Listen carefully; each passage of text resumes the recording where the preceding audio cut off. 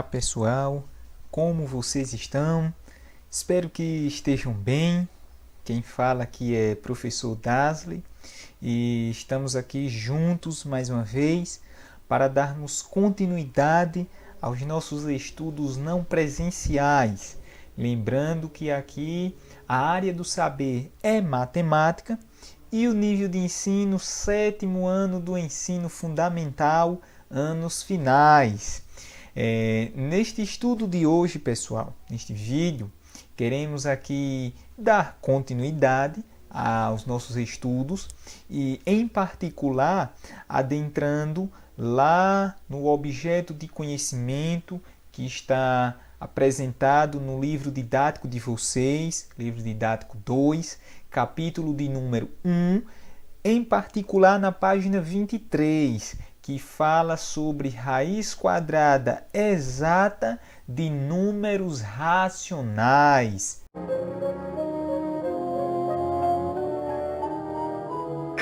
Essa não, raízes quadradas. Não, Donald. Não é bem isso. O nosso estudo de raiz quadrada, ele se refere a outro tipo de ente matemático e geométrico em particular. Muito embora até tenha relação com o que você falou aí. Mas, pessoal, vamos aproveitar e vamos aí retomar um pouco do que é raiz quadrada, conforme vimos em anos anteriores. Então, levando em consideração esses estudos anteriores, nós temos aí uma pergunta: o que é raiz quadrada? Então, um primeiro ponto a falar sobre isso, no que diz respeito à resposta dessa pergunta, o que é raiz quadrada, temos que é uma operação matemática, tal qual adição, subtração, multiplicação, divisão e potenciação. Então, ela soma-se a essas outras 5 operações que acabei de mencionar. E, em particular, ela é a operação inversa da potenciação de expoente 2. Ou seja, o que a potenciação de expoente 2 faz, a raiz quadrada desfaz. Certo, pessoal? Um segundo ponto a ressaltar sobre essa pergunta, sobre a resposta dessa pergunta, o que é raiz quadrada, nós vamos dizer que a raiz quadrada de um número será um segundo número, tal que se nós pegarmos esse segundo número e multiplicarmos por ele mesmo, vamos encontrar o resultado inicial, ou seja, o número do qual nós queremos aí extrair a raiz quadrada, certo, pessoal? Além disso, nós vamos ver que, na verdade, o conceito de raiz quadrada é um conceito que povoa aí a história da humanidade há muito tempo. Nós temos aí há cerca de 4.000 anos antes de Cristo, lá entre povos como babilônicos e egípcios, esse conceito de raiz quadrada já se fazia presente, certo, pessoal? E o que Donald acabou de pensar aí, né, quando ele viu, na verdade nós vamos ter um pouco de relação da operação raiz quadrada com, de fato, a figura quadrado, né? Nós vamos ter que essa raiz quadrada, seria a base da figura quadrado, ou seja, seria o valor, isto é, a medida de um dos lados do quadrado, através do qual derivam todos os outros lados dessa figura. Até porque nós sabemos que no quadrado, os 4 lados possuem a mesma medida. Então, quando nós tomamos 1 como ponto de partida, ou seja, 1 como base, esse 1, de fato, é a raiz quadrada. Ou seja, é uma base para a figura quadrada, um valor base para a figura quadrada. E é claro que isso aí irá ser clareado através de alguns exemplos, né? E prosseguindo aí, né, nós vamos ver alguns exemplos mais práticos disso que eu acabei de mencionar para vocês. Temos aí, por exemplo, que a raiz quadrada de 4 que indicamos através dessa anotação que vocês podem ver aí, o número 4 dentro desse símbolo aí, que daqui a pouco apresentarei para vocês o nome específico desse símbolo, nós lemos isso aí justamente como a raiz quadrada de 4. E através disso que eu falei para vocês, acerca da definição de raiz quadrada, nós vamos ter que justamente a raiz quadrada de 4 vai ser quem? 2. Por quê? Porque 2 elevado a 2, ou seja, 2 multiplicado por ele mesmo duas vezes, 2 vezes 2 vai ser 4. Então, por isso que a raiz quadrada de 4 é 2. Certo, pessoal? Outro exemplo é esse aí, a raiz quadrada de quem agora? 81. E essa raiz quadrada de 81 será justamente quem? O número 9. Por quê? Lá pelo que eu acabei de falar da revisão com respostas referentes àquela pergunta que é a raiz quadrada, né? Vai ser justamente quem? 9. Por quê? 9 elevado a 2, ou seja, potenciação de expoente 2. 9 elevado a 2, que lembrando com a potenciação de expoente 2, é justamente a base multiplicada por ela mesma duas vezes. Então, nós vamos ter que 9 elevado a 2, que é a mesma coisa que 9 vezes 9, 81. Por isso, a raiz quadrada de 81 é 9. Perceberam aí? Então, tomando isso aí como exemplos base, nós podemos seguir aí nos nossos estudos, né, de revisão acerca de raiz quadrada. E tomando isso aí como ponto base dos nossos estudos aqui, nós vamos ter que, na verdade, nem todos os números têm raiz quadrada exata, ou seja, nem todos os números podem ser obtidos através da multiplicação de um outro número por ele mesmo. E aí temos alguns exemplos, né? Por exemplo, o número 5. Nós não podemos pegar um outro número multiplicado por esse outro número, ele multiplicado por ele mesmo duas vezes, e obter 5 como resultado. Porque se nós pegarmos aí 2, como nós acabamos de ver em um dos exemplos anteriores, 2 vezes 2 dá 4. Então percebam que não dá 5. Se eu pego o sucessor de 2, lá nos números inteiros, vai ser justamente quem? 3. Se eu multiplico 3 vezes 3, o resultado já é quanto? 9. Então, inclusive, 9, raiz quadrada de 9 vai ser 3, porque 3 vezes 3 dá 9. Só que percebe, se eu pego o número 2, multiplico por ele mesmo, obtenho 4. Quase 5, mas não é 5. Se eu pego o sucessor, 3 vezes 3 dá 9. Já passou bastante de 5. Então percebam que não há um número inteiro que multiplicado por ele mesmo, o resultado seja 5. A mesma coisa acontece para 20. Eu não tenho um número que multiplicado por ele mesmo dê 20. Eu tenho 4, só que 4 vezes 4 dá 16. E é menor do que 20. E eu tenho 5, só que se eu multiplico 5 vezes 5 dá 25. Que é maior do que 20. Então percebam também que não há um número inteiro que multiplicado por ele mesmo dê 20. Idem para 101. Eu tenho 10, só que se eu multiplico 10 vezes 10 eu obtenho 100. É quase 101, mas não é 101. Então não posso dizer que a raiz quadrada de 101 é 10, porque 10 vezes 10 dá 100. Se eu pego o sucessor, 11 vezes 11 dá 121. E já passou aí bastante de 101. Então, a mesma coisa acontece para 101. E nós vamos ver que, na verdade, a maioria dos números, né, se nós pensarmos aí em uma sequência de números inteiros, uma boa parte deles não tem raiz quadrada exata. E lembrando que, como estamos tratando de uma operação, de acordo com os nossos estudos de operações, todas as operações, cada termo tem um nome específico. Isso para questões organizacionais da operação, certo, pessoal? E isso não é diferente com a raiz quadrada.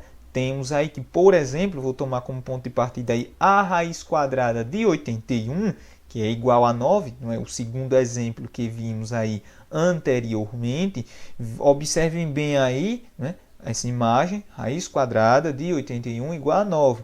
Então, vamos ver que cada termo desse ele possui um nome específico. O 81, que é o número que queremos extrair a raiz quadrada, nós denominamos de radicando. Então, 81 é chamado de radicando, é um dos termos aí da raiz quadrada. Temos que o 9, que é o resultado dessa raiz quadrada, de fato é chamado de raiz quadrada, certo, pessoal? Que é justamente o número que multiplicado por ele mesmo dá 81. Então, esse 9, que é o resultado dessa operação, é chamado justamente de raiz quadrada. Temos que esse símbolo que contém o radicando, esse símbolo aí um pouco parecido com um V, mas com algumas variantes aí, ele é chamado de radical. Então, todas as vezes que vocês verem esse símbolo, lembrem que o nome é radical. E, por fim, temos que na ponta esquerda do radical, apesar de não aparecer, há justamente quem? 2. Então, apesar de ele não aparecer, mas sempre você já tem isso em mente, que nessa ponta esquerda do radical, do símbolo, está um 2 aí, justamente indicando o quê? Que é o inverso da potenciação de expoente 2. Né? Como é 2, por isso que nós denominamos de raiz quadrada. Então, apesar de não aparecer, nessa ponta menor aí, né, do lado esquerdo do 81, do lado esquerdo do radical desse símbolo aí, nessa pontinha menor aí, na verdade, aí vocês têm um 2.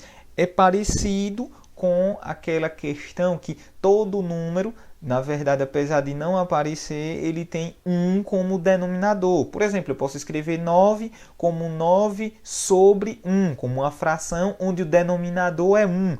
O 81 é a mesma coisa, eu posso escrever ele como 81 sobre 1, né? Que é aquela coisa lá de números racionais, onde todo número inteiro ele pode ser escrito como uma fração de denominador 1.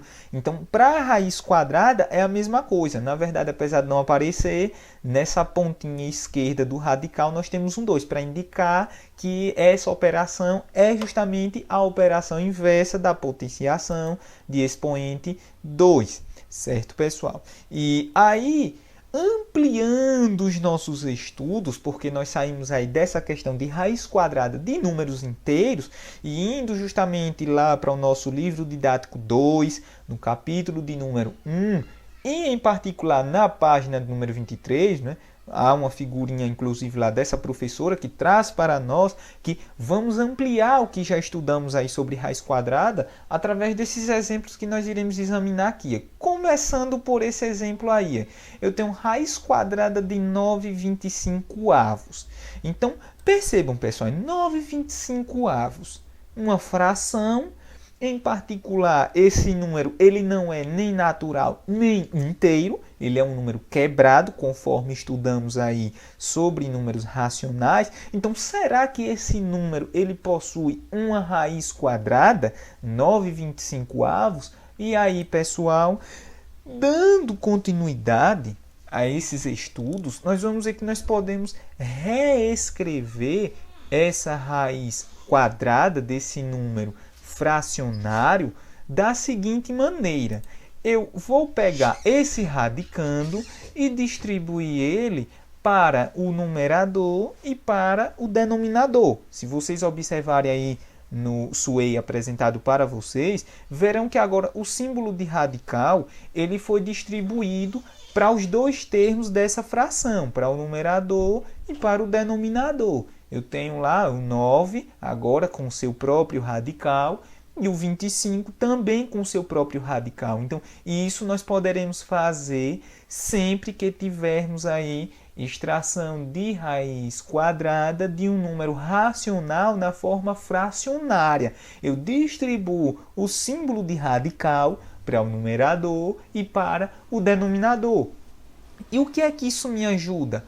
Ajuda muito, porque agora eu tenho a raiz quadrada de 9 sobre a raiz quadrada de 25. E cada um desses números aí, que inclusive são números naturais, são números inteiros, eles possuem uma raiz quadrada específica. O 9 temos que a raiz quadrada dele é 3 e o 25 temos que a raiz quadrada dele é 5. Então, fazendo essas contas, nós vamos obter justamente quem? Aqui é a raiz quadrada de 9, 3, conforme eu falei, de 25, 5. Então, nós vamos obter justamente que fração como raiz quadrada? 3 quintos. Então, justamente, 3 quintos é uma fração, número racional, também na forma fracionária, né, na forma quebrada, que é resultado, ou seja, que é a raiz quadrada da fração que iniciamos a nossa operação, 9,25. E nós podemos comprovar isso na prática através da seguinte operação. Eu pego aí esse 3 quintos e elevo ao quadrado. Isso conforme vimos aí na operação de raiz quadrada, que ela é o inverso da potenciação do expoente 2. Então, para comprovar, basta multiplicar esse 3 quintos por ele mesmo duas vezes, que é a mesma coisa que elevar 3 quintos ao quadrado. Se procedermos assim, veja que obtemos aí uma multiplicação de frações, né? E conforme nós estudamos aí em estudos anteriores, não presenciais, na multiplicação de frações, multiplicamos numerador por numerador, denominador por denominador. 3 vezes 3, 9. 5 vezes 5, 25. Ou seja, 9,25. Ou seja, o número fracionário lá, o número racional, que no início tentamos aí extrair a raiz quadrada dele. E de fato conseguimos, é 3 quintos. Perceberam, pessoal? Então, no caso, quando eu tiver aí extração de raiz quadrada de número racional na forma fracionária, basta eu distribuir. E aí, para isso ficar mais claro para nós, vamos a mais outro exemplo. E aí o exemplo que eu quero apresentar para vocês agora é esse aí, a raiz quadrada de um número racional na forma decimal, 1,21. Veja que é um número quebrado. Será que existe raiz quadrada desse número racional? Né? Será que existe um número que multiplicado por ele mesmo seja 1,21? Aí o que é que acontece?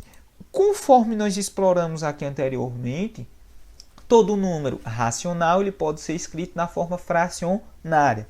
Então, uma maneira de obtermos aí essa raiz quadrada, no caso desse número racional na forma decimal, é transformar ele em fração, utilizando aqueles velhos conhecimentos lá de números decimais e sua relação com os números fracionários.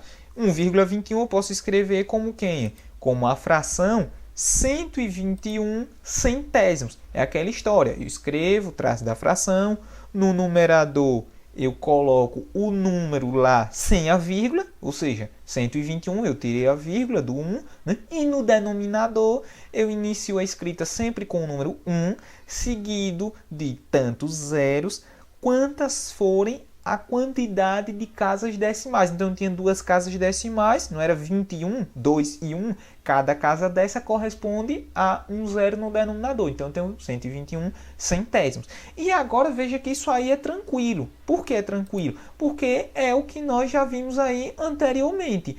Basta eu distribuir esse símbolo de radical para o numerador e para o denominador. Quando eu distribuo, eu vou obter o quê? Raiz quadrada de 121 sobre a raiz quadrada de 100. E veja que tanto 121 como 100, cada um deles possui aí raízes quadradas exatas, certo, pessoal? A de 121, conforme vimos aqui, é 11 e a de 100, óbvio que é 10. Ou seja, vamos obter aí quanto?